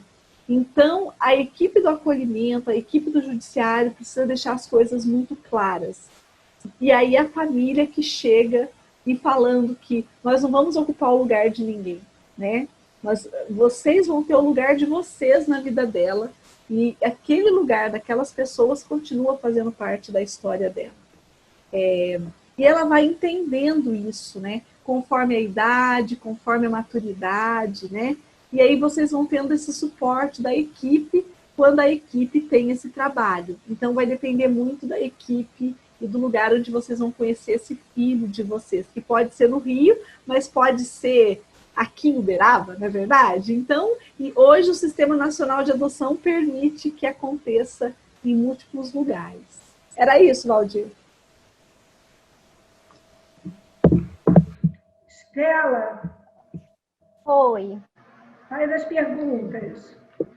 Angélica, tem uma pergunta que diz: sou obrigada a aceitar a primeira criança que for apresentada pela equipe da Vara da Infância? Quem fez a pergunta, Estela? Não quis se identificar. Tá. Na nossa Foi pelo comarca, Facebook. Tá. Na nossa comarca, o que acontece? Na nossa comarca a gente tem uma forma diferente de fazer, né? Na nossa comarca, todas as crianças e adolescentes que são encaminhadas para adoção, ela segue a lista cronologicamente. Então, mesmo que você tenha um perfil e aquela criança tenha outro, vai ser feito contato com essa família. E isso é uma coisa muito interessante, né? No início, quando eu cheguei aqui, porque eu estou aqui há pouco tempo, eu falava, nossa, como que funciona? Isso vai mostrando para as famílias quem são as crianças reais. E isso também contribui no processo de elaboração de algumas famílias. Mas há quem não concorde. Bom, se você indica um perfil, pressupõe que é aquilo que cabe na sua vida, né? Então, às vezes, causa muito estranhamento para a equipe, quando a equipe vai colocar uma criança, te liga, tá no seu perfil e você fala não. Mas se você não está naquele momento, você não vê possibilidade de construção desse vínculo, fale não sim. Porque o sim tem que ser muito verdadeiro. O sim tem que estar muito claro. O não, ele não pode acontecer com a criança com você, para não acontecer o rompimento. Então é preferível que você fale esse não. Então você não precisa falar sim para a primeira criança. Preferencialmente, se ela não estiver no seu perfil, tudo bem. Agora, se ela estiver no seu perfil e você falar não, vamos entender um pouquinho o que você falou não, né? Mas eu falo que, independente do sim ou do não, fale aquilo que diz sobre a disponibilidade, o desejo e o que vocês realmente querem para a vida de vocês. Porque na hora que vocês falarem o sim, é com vocês, né? Então, vocês podem ligar para a assistente social, gritar, mas é vocês com essa criança. Então, sejam muito sinceros com vocês mesmos e sinceros com os profissionais que vão encontrar com vocês nesse caminho. Como profissionais, a gente está preparado para ouvir o sim e para ouvir o não. Então, vamos orientar nesse caminho, eu acho, Cela. A próxima se identificou, é a Fabiana, ela está se habilitando em São Paulo. Devo procurar a criança que eu desejo em uma instituição de acolhimento? Bom, nos últimos anos, com algumas mudanças na lei, a entrada nas instituições de acolhimento se tornou algo bastante restrito, né? Eu sou muito favorável à habilitação de pretendentes que se encerra permitindo o encontro com as crianças, né? Isso é algo muito raro ainda nas comarcas, mas encontros lúdicos, encontros onde os pretendentes possam ver a realidade como ela é. A gente vê que os pretendentes têm muita expectativa em ver a carinha, né? A gente quer ver a carinha. Mas talvez se você bater numa instituição de acolhimento, a porta não seja aberta para você, porque tem que ter uma razão de você estar ali. Então, a minha orientação é que você busque os grupos de apoio à adoção, para entender com esse grupo de apoio à adoção quais são as formas e os caminhos para que vocês possam conhecer as crianças e adolescentes que estão ali, né?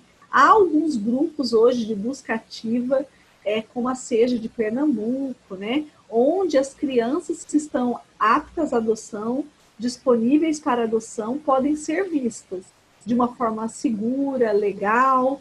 Então, há essa possibilidade. Mas essa entrada na instituição pressupõe a concordância da equipe que está ali dentro. Então, eu oriento se aproximar do grupo de apoio e construir isso com um grupo de apoio ou sugerir isso para a equipe da vara. Ainda nesse contexto da visita, tem uma pergunta aqui no Zoom, que é da Renata e do Carlos. A partir de que momento podemos visitar um abrigo? Somente depois de... Eu acho que é um pouco do que nós falamos, né? A visita nos abrigos, voluntariamente, você chegar num abrigo e falar, eu vim aqui visitar um abrigo, você tem que ter um objetivo, né? Quando você é pretendente por adoção, via de regra, esses encontros eles vão ser orientados e organizados. Então, acho que seria a mesma resposta anterior, de entender como que as coisas funcionam na sua comarca. Antigamente, tinham pessoas, né, que saíam, visitavam abrigos. Tem alguns lugares onde isso também é possível, mas as crianças que estão no abrigo, nem todas estão aptas à adoção. Muitas estão ainda num processo onde vai se decidir se elas vão retornar para suas famílias. Então, você precisa estar preparado para essa realidade, né? E entender isso é muito importante, que as crianças que estão ali estão vendo as múltiplas situações judiciais também. Inclusive, em relação a isso, para a gente completar a informação da Angélica, o Quintal faz essas visitas, né? A gente tem todo mês, até a pandemia, claro, porque na pandemia não deu mais para fazer, mas todo mês a gente faz uma visita em uma instituição de acolhimento, normalmente pessoas que já estão habilitadas, eventualmente até pessoas que estão no curso do processo, no curso de habilitação nosso, né, de pré-habilitação, vão visitar, mas a gente deixa sempre muito claro isso, que assim, você não está indo inicialmente para conhecer seu filho, Você está indo inicialmente para conhecer a realidade daquelas crianças, né? Eventualmente estender, porque muitas vezes o encontro que se dá na instituição, ele muda o olhar do pretendente, do habilitado, no sentido que ele vê a possibilidade de um laço afetivo com alguém diferente do que ele projetou. Então, é muito importante isso, você falou, eu acho fundamental também, Angélica, essa manutenção dos abrigos de portas abertas, né? Portas abertas no sentido ordeiro, claro, não é chegar lá na hora do almoço das crianças e entrar e abrir e ver, enfim, ou as crianças vão dormir. Não, é ir até lá para conhecer a realidade, conhecer essas crianças. A gente faz isso, vai lá no sábado, no horário marcado, que é um horário de recreação. Outra questão que eu acho que é muito importante também é assim, a gente tem que saber que hoje no Brasil, cerca só de 15% das crianças que estão institucionalizadas, que estão nos abrigos, estão disponíveis para adoção. Então, se a gente vai num abrigo, não tem mais abrigo de 100, muito difícil ter um abrigo de 100 crianças, mas só para a gente arredondar a informação. Se você fosse num abrigo que tivesse 100 crianças e adolescentes, só 15 estariam liberados para adoção. As outras todas ainda estão num processo ou de reaproximação da família de origem ou de encaminhamento ainda para adoção de instituição do poder familiar. Enfim, só para complementar a resposta da Angélica, tá? Angélica, você tinha falado da entrega legal, e aí a Jaciara, até de São Gonçalo, Lindomar, processo de habilitação. Mas ela quer saber o que é a entrega legal que você ficou de informar. Aí ela ficou curiosa. Jaciara? Jaciara, o nome dela, eu ouvi. Bom, Isso. A entrega legal, né? Depois eu vou encaminhar para a Bárbara pode socializar com vocês também. Nós temos um material, o programa em Minas Gerais, ele foi lançado no final do ano passado, nós construímos uma cartilha, né? Orientando os profissionais e um folder que orienta a mãe e a comunidade. Então, a entrega legal, ela é um direito da gestante, né? Que entende que, por N motivos, ela não deseja, após o nascimento do bebê, permanecer com ele e exercer o que a gente chama de maternagem, né? A maternagem é esse exercício do cuidado, né? Eu te adoto. Por isso que a gente fala que todo filho tem que ser adotado, né? Então, o ato de gerar não é o ato de adotar aquela criança como seu filho. Então, essa mãe, ela procura a Vara da Infância e Juventude, portas abertas para essa mãe, né? A lei orienta. E essa mãe vai ser acolhida, pode ser durante a gestação, ou ela também pode falar isso após o nascimento no hospital, em que ela deseja que o bebê vá para adoção, né? A gente fala que é um ato responsável. Nós não trabalhamos na nossa comarca como um ato de amor, porque a gente entende que esse ato de amor já vem junto com essa maternagem, com esse sentimento de adotar essa criança. Mas ela quer ter a certeza que esse bebê vai ser encaminhado por uma família devidamente habilitada para adoção. Ela nem sabe desses trâmites todos, mas ela quer um caminho seguro para o bebê. Ela geralmente não quer que esse bebê fique muito tempo no acolhimento. E aí a gente acompanha ela durante a gestação, com suporte, né, psicológico sempre que possível. E quando o bebê nasce, ela fala, né, da decisão dela, e ela tem o direito de ser acolhida sem julgamento, sem punição, porque a entrega é um direito garantido legalmente, diferente do abandono. Então, nós precisamos falar sobre isso, porque eu falo que toda vez que um bebê é achado abandonado e a gente recebe a notícia no jornal, né, estampado, é porque nós falhamos, né? A rede toda falhou, porque essa mulher estava circulando nos serviços e não foi vista. Porque se ela decide não estar com esse bebê, ela vai encontrar um caminho. E o caminho pode ser o abandono, como nessas histórias que a gente sabe, pode ser a entrega de uma forma fora do que a justiça orienta na adoção. Então, é um direito que ela tem. E aí a lei fala que ela vai ser ouvida até 10 dias pelo juiz e o poder familiar vai ser extinto, porque o ato da entrega responsável ela não vai ser punida com o que a gente fala da destituição do poder familiar. Ele é extinto, né? O direito legal dela sobre o bebê, ele é extinto e em 10 dias a criança encontra-se legalmente apta para ser encaminhada próximo do cadastro, né? Então, a pessoa do cadastro é chamada e a gente fala, olha, tem um bebê da entrega legal, né? Que você é o próximo e você vai acolher uma criança que está com sua situação jurídica e é um bebê recém-nascido, que não vai ficar no acolhimento, que não vai ficar esperando esse trâmite demorado no judiciário, né? Então, é isso, a entrega legal. Depois eu posso mandar para vocês o material, né? E é importante divulgar, porque muitas mulheres não sabem que é um direito, né? E aí elas tomam essas decisões que a gente vê aí estampado nos jornais. Inclusive é sigiloso.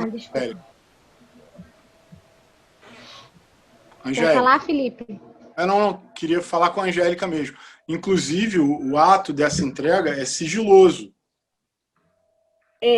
A mãe, ela tem o direito ao sigilo, inclusive de informar, ela tem o direito ou não ao sigilo, é uma decisão dela, né? Se ela quer informar o pai, quem é o pai, se ela quer informar a família extensa dela, né? É uma decisão da mulher, né? É um direito da mulher. Então, tem que ser respeitado, né? E aí a importância dos profissionais trabalharem nessa perspectiva, porque se a gente não trabalha respeitando o sigilo, muitas também não vão buscar realizar a entrega, porque não querem ver, né, a sua vida estampada e julgada.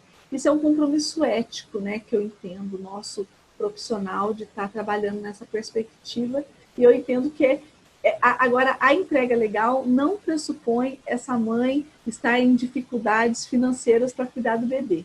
É muito mais dessa questão subjetiva dela de ser mãe, de maternar o bebê, porque as necessidades materiais não determinam entrega legal. Inclusive... Angélica, eu estava até já esperando essas perguntas. As pessoas querem saber se a mãe... Carinha. Pode? Fala, Felipe. Não, só para complementar. Pode, porque também já está quase chegando no horário de finalizar. Tá bom. É só para complementar a informação, além de ser a entrega voluntária e legal, ela ter esse direito ao sigilo, em relação a essa questão de situação financeira, o ECA diz expressamente que ninguém vai ser destituído do poder familiar por conta de questão financeira. Então é bom a gente falar isso. Assim, a gente não está tratando aqui de tirar filho de pobre para dar para a gente classe média, né? Não é o Robin Hood ao contrário, que vai tirar o filho da pessoa pobre. Pelo contrário, são pessoas que ou não têm condições, nesse caso que a Angélica está falando agora, são de pessoas que não querem, né? Elas não têm interesse em maternar, e é por isso que elas fazem a entrega. E muitas vezes a gente tem... isso acontece também de forma unilateral, não tem pai, né? O pai, quer dizer, não tem pai não, teve que ter algum momento, aquele sujeito chegou lá e compareceu, mas no sentido que ele não acompanhou essa gravidez, ele não dividiu esse tempo com a genitora, né? Com essa pessoa que vai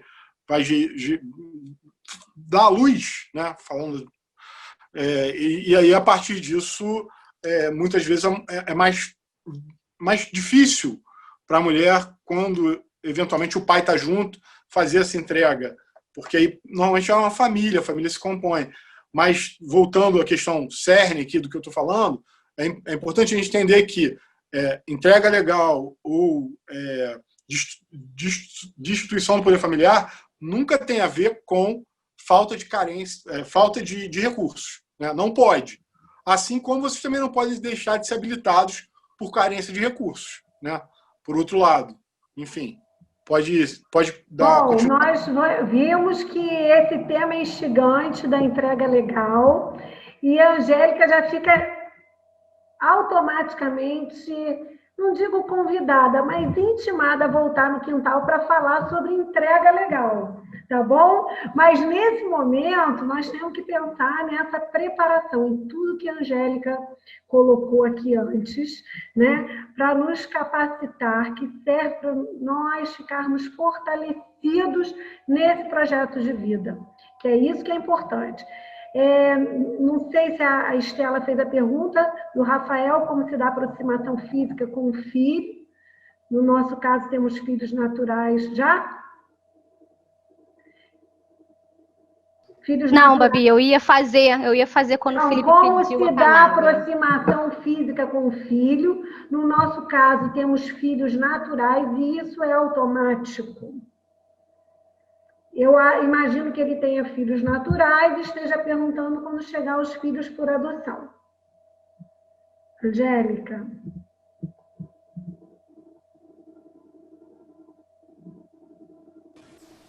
Bárbara, vou ver se eu entendi, tá? Eu estou tentando ler aqui a pergunta. Eu entendi como que acontece a aproximação quando a família também já tem filhos, né? Exato. Então, sim, pode a dúvida é essa. Tá. E a gente chega com os nossos filhos, abraça e tem aquele contato automático. E chegando uma criança, eu sei que a gente tem que respeitar os limites, mas vou fazer com um, não vou fazer com o outro, como que vai ser? Uhum.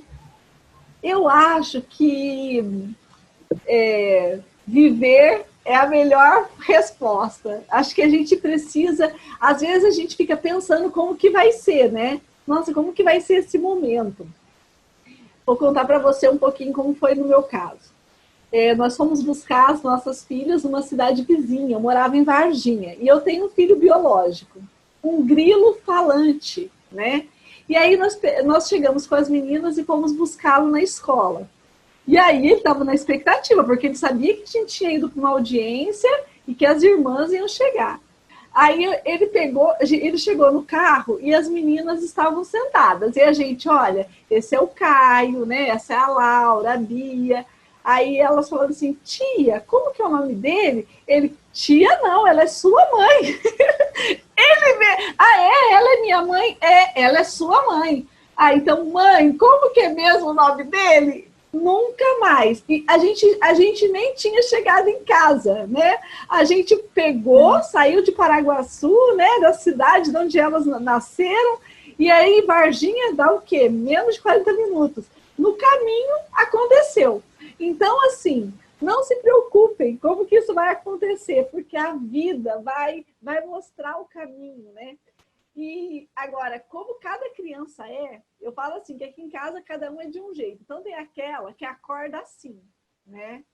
Ela acorda, ela beija todo mundo. E tem aquela que todo dia ela quer ser conquistada. Então ela acorda, finge porque ela quer que você vá lá, beije, abrace, como você tá cheirosa, como você tá linda, né? E tem o outro que acorda de mau humor, não fala bom dia, porque não queria acordar às 7h30 para ter aula. Então, cada um vai te mostrar como que vai ser esse contato, né?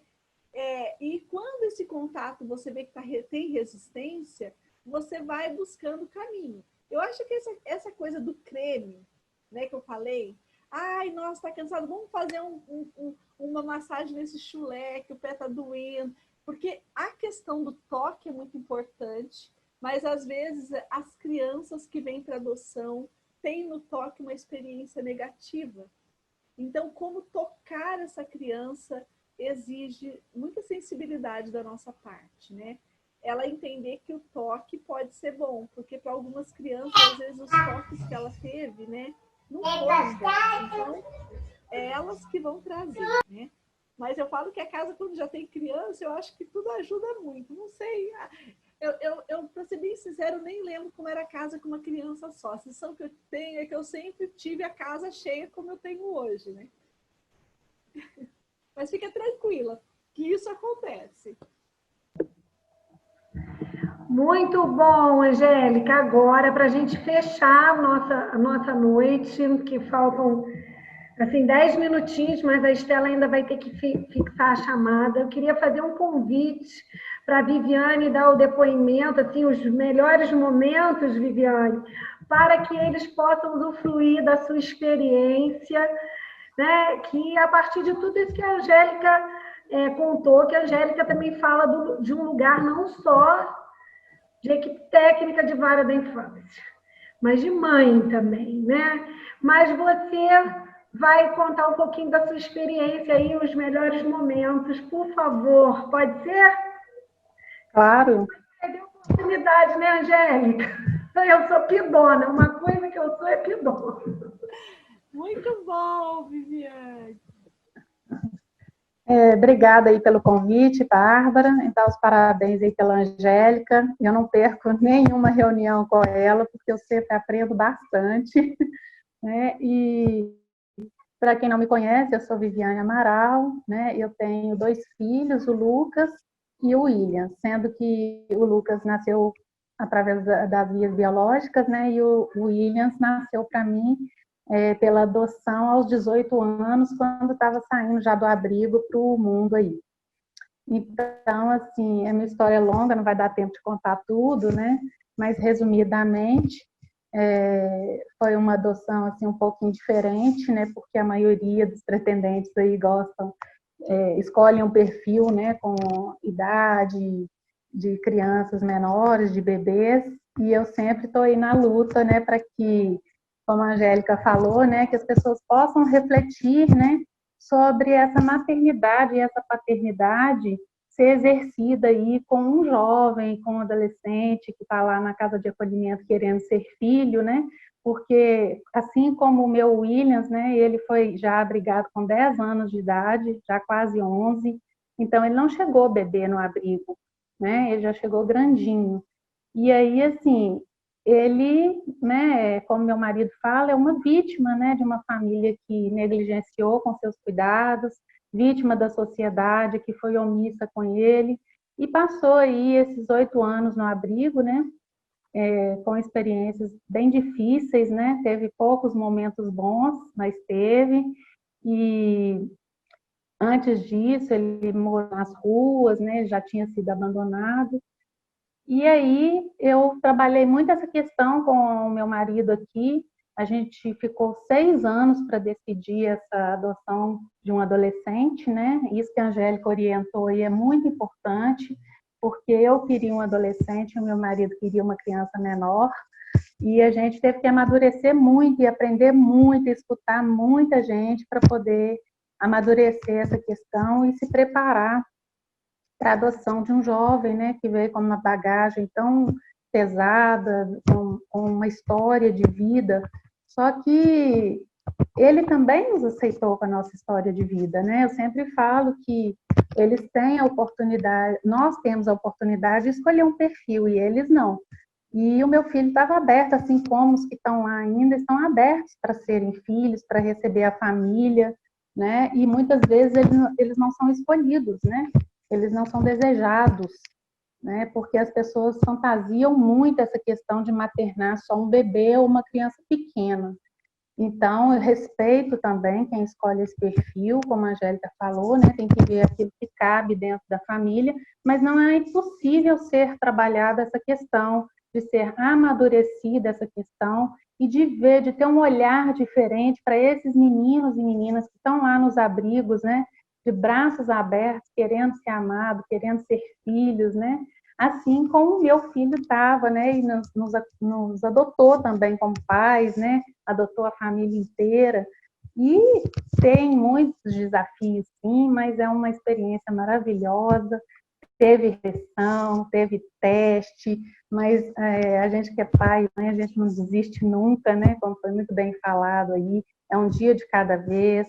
A gente tem que se preparar mesmo, buscar ajuda profissional, ajuda dos grupos, né? Então, eu, além de ter me preparado antes, né, depois também eu busquei ajuda profissional, né? A pena que aqui em Belo Horizonte não tem profissionais assim como a Angélica, que tenha nos acolhido dessa forma que ela coloca tão bem, né?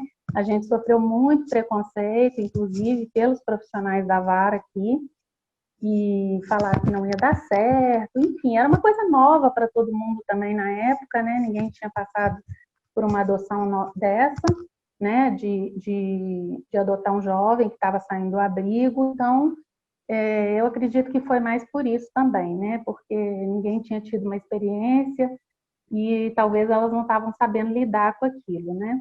Mas a gente, graças a Deus, a gente se posicionou muito bem, porque a gente estava decidida, ele já era nosso filho nesse momento, e Assim como acontece, né, com todo mundo que tem preconceito, que fala coisas, né, assim, negativas em relação à adoção dele, porque tem essa questão mesmo, né, de ser um adolescente, de ser um jovem, ter a questão da regressão, quando muita gente pergunta como que foi, como que a gente lidou com isso, né, e como que lida com isso.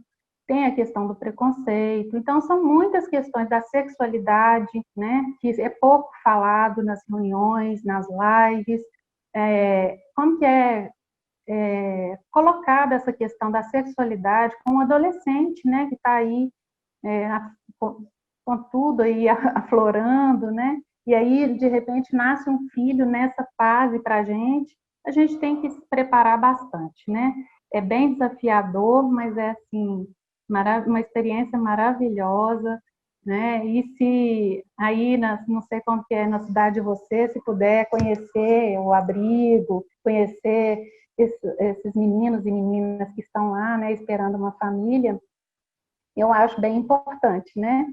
E depois até queria ver essa questão aí com a Angélica, se eu puder fazer uma pergunta, não sei se ainda dá tempo, mas eu acho que é bem pertinente. Tem muita gente que falou de devolução, né? Filho a gente não se devolve, né? A gente enfrenta as dificuldades e tudo mais. E eu tenho visto muitos casos de devolução, algumas pessoas até me procuraram para conversar e tudo, falando que não era uma devolução, que a criança pediu para voltar para o abrigo. E eu tenho para mim, até mesmo por experiência com adolescentes, que eu faço trabalho voluntário aqui em Belo Horizonte, de jovens, né, de adolescentes que foram adotados e falaram que não queria adoção, e aí os pretendentes devolveram, e depois esse adolescente arrependeu. Então, eu queria ver com você, não sei se tem um tempinho aí, se você acha, porque na minha opinião, uma criança de 10, 11, 12 anos, né, ou adolescente, não tem uma maturidade ainda, uma opinião formada, muitas vezes viveu anos no abrigo, assim como o Williams, né, ele não tem maturidade para fazer uma escolha dessa, né? E aí eu queria saber a sua opinião, se tiver um tempinho, se não tiver, depois você me responde, né, sobre isso. E aí, então, o recadinho que eu deixo aí para os pretendentes é que possam abrir aí o coração, né, para a adoção dessas crianças e adolescentes reais que estão no abrigo, que a maioria delas não chega a beber nos abrigos, não chega pequena, elas passam por uma história, né, por várias coisas antes de chegar no abrigo, e depois que chega no abrigo ainda tem um processo de destituição que muitas vezes não é rápido, né, e essas crianças vão crescendo lá, e né, a gente pode sim exercer a maternidade, a paternidade em qualquer momento que a criança chegue para a gente, em qualquer idade, porque o amor não tem idade. É isso. Viviane, muito obrigada. Olha, quem quiser saber mais dessa história, sob a ótica do filho do William, vai lá no Instagram do Quintal e procura lá, vasculha lá uma das lives da Minha História, que a Ana Laura entrevista, né? Um bate-papo entre filhos adotivos, que ela teve a oportunidade de bater um papo com o William, e foi muito lindo. É assim, é uma aula que seu filho dá de entusiasmo diante da vida, de fé na vida, de amor. É assim, imagino a alegria que seja conviver com ele e ele conviver com vocês, porque ele realmente... E tem uma coisa que ele fala lá muito a ver com a pergunta feita por quem? Essa última pergunta sobre o toque. Acho que foi Rafael e Daiane, Rafael e Daiane, sobre o toque. Né? Qual é esse tempo do toque, da aproximação com o filho? Como que vai ser isso? Eu não vou dar spoiler, que eu estou aprendendo a não dar spoiler. Vocês vão lá e ouçam o depoimento dele. Vale a pena, uma aula muito bacana. Muito obrigada, Viviane, por você ter partilhado. Muito obrigada, Angélica, mais uma vez. Vamos combinar a data para você falar de entrega legal. Acho que essa noite foi grandiosa. Podemos abrir de novo os nossos microfones e dar uma salva de palmas.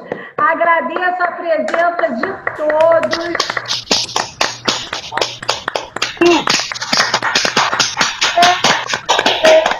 Todos que não são do grupo de formação desse mês, a poderem partir agora para o seu jantar, para seu descanso, que nós vamos ficar aqui fazendo a chamadinha para marcar a presença do pessoal, porque é isso que nós temos que prestar conta à vara da infância. Eu já disse que a vara não pergunta sobre o que nós achamos de cada um de vocês. Esse não é nosso papel. Nosso papel é promover essa reflexão, passar a informação mais acertada possível, debater com vocês, fazer essa troca de experiência, que hoje nós tivemos aqui uma oportunidade ímpar, com a Viviane presente também, e a Angélica, a Soraya também são mães, né, por adoção, mas o curso se presta a isso. E quem participa, com certeza, sai mais seguro para esse projeto de vida. Boa noite a todos. Muito obrigada, Angélica. Lindomar, um beijo. Viviane, um beijo. Valesca. Foi um prazer, gente. Muito obrigada.